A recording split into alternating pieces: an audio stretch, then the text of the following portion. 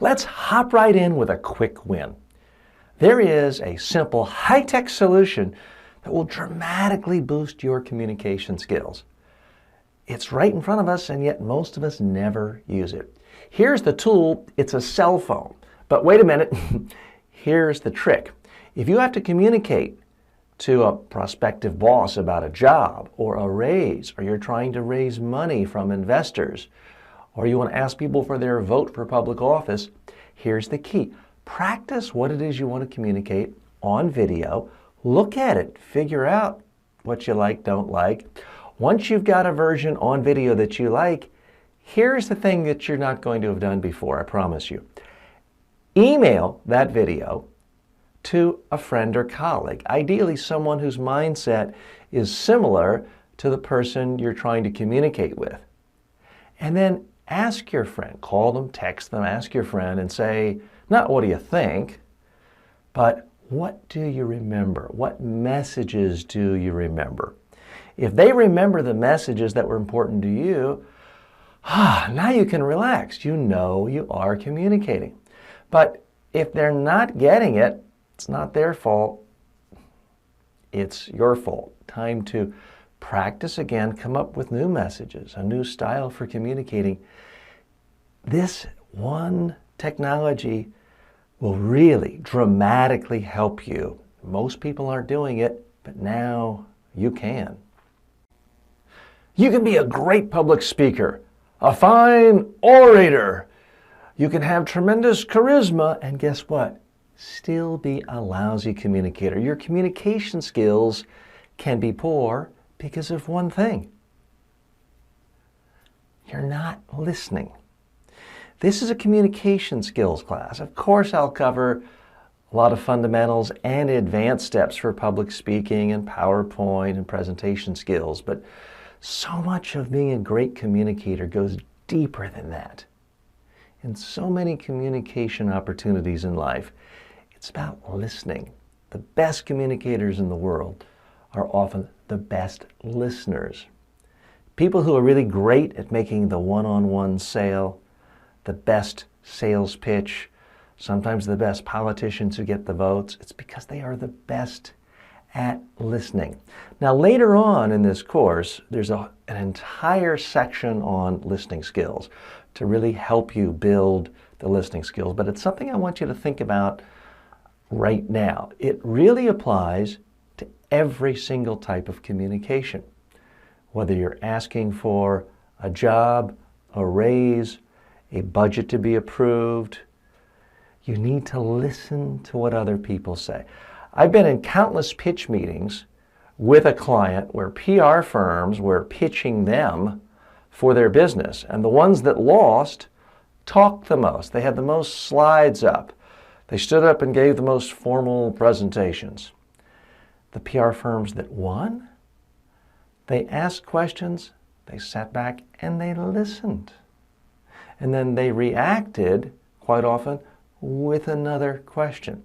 So this applies to personal communications with friends and families, colleagues, bosses. Rather than just pushing out all your preordained ideas, you got to really listen. And great communication isn't something you just created working until midnight on a PowerPoint 3 weeks ago. You're there, present with the person or with the group you're communicating with. You're constantly listening, recalibrating, and adjusting. And believe it or not, this even applies to public speakers. The best speakers in the world pause. They're looking for responses from their audience. Sometimes it's just a nod. It might be a look of confusion. That's a type of listening if you are the speaker. So we're going to be covering more on listening in this course. Just realize, so much of communication has nothing to do with your lips moving or even your eye contact. It's about really hearing the messages coming out from other people so we can respond to it, let them know we've heard them, react to it, and deal with their concerns, ideally before we deal with our own concerns.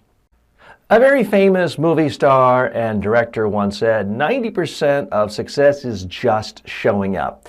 I want to apply that to communication. Now, all of us communicate all the time with friends, family, but so many of us just stop communicating when we get outside of our comfort zone. We're afraid to raise our hand, sometimes in a classroom, sometimes if it's a boardroom and there are intimidating people around. We're afraid to call that talk radio show. We're afraid to post our comments on a newspaper comment section. We're just afraid to communicate our ideas. So I want to put something here right in front of this course for you to chew on and really think about. Beyond all the skills of framing messages the right way, good eye contact, and we'll get into all those style and mechanics, so much of being a good communicator is just having the willingness to speak out even if you're not quite comfortable.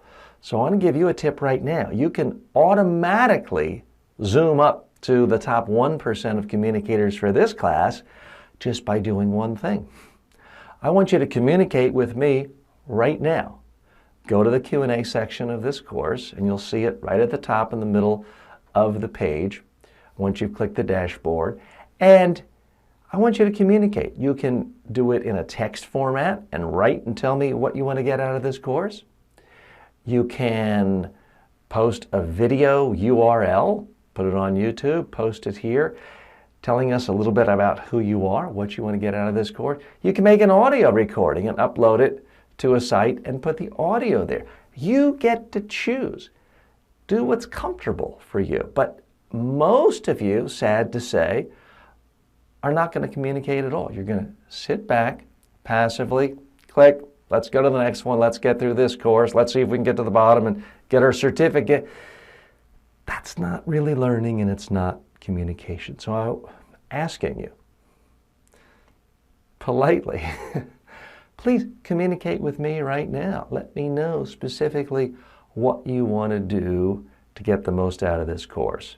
And even though this course is jam-packed, there's 550 lectures in this course, I can still delete one to add something new if more of you want that. So communication has to be a two-way street. And too many instances in life, whether it's in school, whether it's in a big corporation, a big government, we're used to just sort of sitting back, passively receiving, and we buy into this idea that we don't have the right or the credibility or the standing to communicate back. Well, that's just not true, especially in the modern world of technology, internet, social media. It's never been easier to communicate in any format we want. So please take a moment, communicate something with me right here. Even if you want to say, DJ, you're boring me, get on with it, that's okay. Post your communication now. I've got some good news for all of you. But first, let's step back for a moment. We all know that sometimes there's perception, sometimes there's reality. They might be exactly aligned, but they may be skewed. So for example, my perception is that I will never become a star professional basketball player for the NBA, the National Basketball Association. My perception of that, it's because I'm too slow, I'm too old, I don't shoot well enough, and I'm that shy of 6 feet tall. I'm not tall enough. That is my perception of why I'm never going to be a star in the NBA. Well, it turns out that my perception of my flaws are exactly aligned with the reality. Those are real flaws. Those will keep me from ever becoming an NBA star. Now, enough of you buy this course, I become a billionaire, maybe I can buy a team, but that's different. I will never star as a basketball player because I don't have the talent, the physical talents at all to do what it takes. So many times in life, our perception of our weaknesses are actually correct. I'm here to tell you, when it comes to being a great communicator, it's not correct. I have worked with tens of thousands of people all over the globe, in person, real life, for more than 30 years.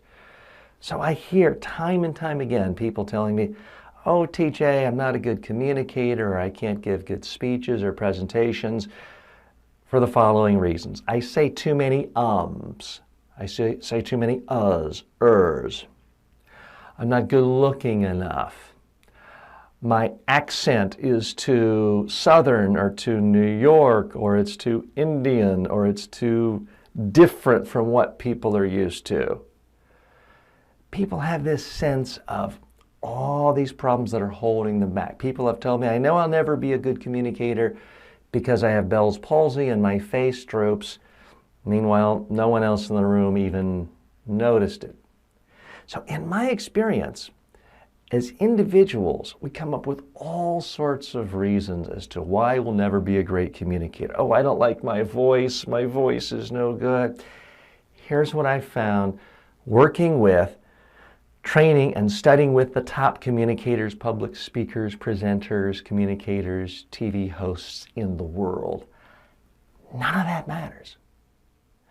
The things that make us great communicators, it's not just we didn't say Some of the most successful, highly paid TV stars in the world say and constantly. It's not necessarily about your looks. Some of the most successful TV talk show hosts and reality star hosts have less hair than I do and are 30 years older than I am. So it's not about being young and good looking. So I'm here to tell you, relax. The things you think are making you a bad communicator really aren't. Those are not your problems. I'm not suggesting you don't have some challenges to overcome, but it's a different set of problems. Because trying to change your accent is really, really hard and can take hundreds of hours, sometimes thousands of hours. Do you have an extra 1,000 hours? Changing the tone of your voice is extraordinarily difficult. I'm here to tell you, you don't have to do that. I've seen masterful communicators who have high voices, low voices, screechy voices, accents that are not considered desirable or attractive, and these people are still great communicators. So I want you, before we really dive in deeply in this course, to just kind of set aside these preconceived notions you have about what's holding you back. People think, oh, I move my hands too much. I'm here to tell you, I've worked with, again, more than 10,000 people around the world face-to-face for 30 years.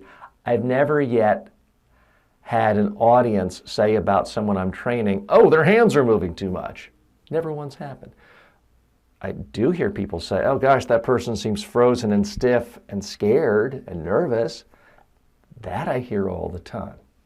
So we're going to work on a number of issues to make you a better and better communicator. For right now, I just want you to relax. If you've ever had one interesting conversation with one friend, one family member, one colleague about one subject, and you felt good about it, and the person you were speaking with felt good about it, guess what? You already have all the skills you need to be a great communicator. We'll try to build those out, build your comfort level so you can do them in different situations. But you don't have to learn a whole new accent or lower your voice perpetually. If you're this far into the course, I probably don't have to sell you on the importance of communication skills. If you didn't think they were important, why would you be here? But I do think it's important to kind of step back for just a moment and put it in perspective. When you look at the most successful people in any field, whether it's politics, business, high tech, finance, even the sciences, so much of what that person does all day long is they communicate. They speak to investors, to voters, to employees, to vendors, to customers, to clients. They have to listen to the concerns of their investors, of their customers, of their clients, of their patients. The higher you go up in any career, other than perhaps writing novels, it's about how well you communicate in a non-written way. Now, Obviously, writing is a form of communication. That's the form of communication we're going to spend the least amount of time here in this course because it is something that's taught every day in school your entire life. What's not taught is how to communicate by speaking, verbal communication, nonverbal communication, basically any form of communication other than writing or typing. That's what isn't taught. And yet ultimately, that's what could decide whether your career ends here, here, here, or down here. So I want to congratulate you for devoting some time, investing your energy, your resources into improving yourself as a communicator. And I just want to redouble those efforts for you because, again, you look at the successful people you admire. They might not be silver-tongued orators, but they are good communicators. Even someone you think of who is not your favorite politician, doesn't give a great speech, even people like that, you see them in a small room, one-on-one, or with 10 people, they can have contributors eating out of the palm of their hands. Now, you may have no interest in running for office or ever asking for money, but I guarantee you there are aspects of your life, your personal life, your professional life, where you can benefit by being a better communicator. So that's why as we go through this whole course, you're going to see some sections that will apply to you, some that don't. Pick and choose as you see fit. Be direct. Get to the point. Be concise. Tell it like it is. Don't sugarcoat it. Just get to the point quickly. You've heard all these things your whole life, right? Well, guess what? It's not really true. Now, I'm not suggesting you lie, beat around the bush, but in every single opportunity when you're trying to communicate with someone, you have to look at a number of factors.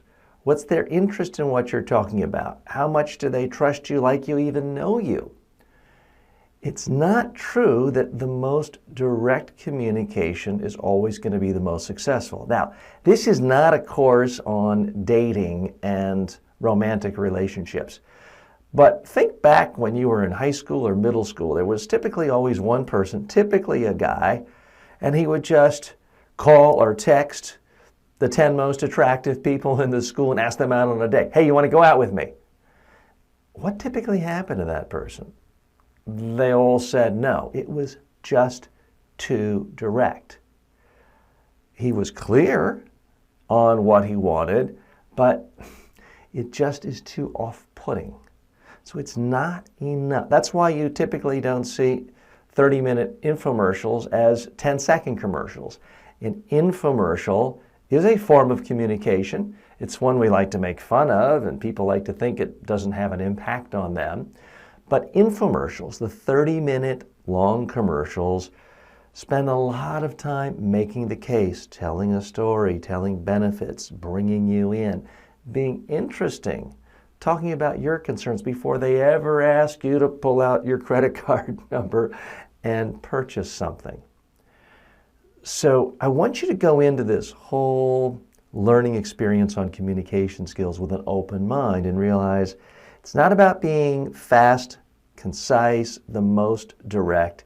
It's about putting forth your ideas in the warmest environment possible so they can be received in the best possible way so that the person or persons you're speaking to really understand you and feel good about you and your messages, so they're more likely to understand you, remember your messages, perhaps do what you want, go where you want to go, or join you in some greater enterprise. So I do want to just get you to kind of scratch off this idea that more direct is always better. Sometimes it is, but sometimes it isn't. We are ready to hop right into the meat of this course. I wanted to start with something different. Some of you have read books on communication. You may have taken other courses here on this platform. I want to give you something that I'm quite confident you haven't learned before. So this first whole section here is about a very particular type of communication. It's how you as an individual consumer can communicate with corporations, big corporations, little corporations, small companies, and sometimes even governments. It's a different form of communication than just talking to an individual, friend, family member, colleague, person at the office. So that's what this section coming up is all about. I think you're going to see some things here that you haven't thought of before that can really make your life a lot easier as a consumer. We're all consumers these days, and most of the time you may have great experiences, whether you like to shop on Amazon or eBay or Walmart.com. But let's face it, we've all had some bad experiences and we just feel powerless. We just don't know how to communicate our frustration. Are we really going to file a lawsuit every time we think a company gave us a bad product? No, that's not realistic. But it is realistic to communicate to those companies effectively. The next section will show you how. Welcome to this bonus section. It has a number of books for you that we've written. Now that you have stronger communication skills, these books can help you use your English grammar skills to communicate more effectively in a wider variety of audiences. So I hope you enjoy the reading. Wow, this is really it. This is truly the conclusion of this course. You've come a long way. Thank you so much for your time. Derek and I appreciate you spending your time with us. As I mentioned earlier, if you have any suggestions on how to improve this course, please leave a comment in the student Q&A section or send us a message. We're always looking for ways of improving this course.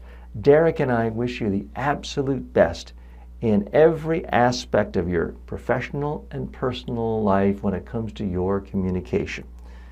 We certainly hope that the English grammar skills you've learned here will serve you well for the rest of your life.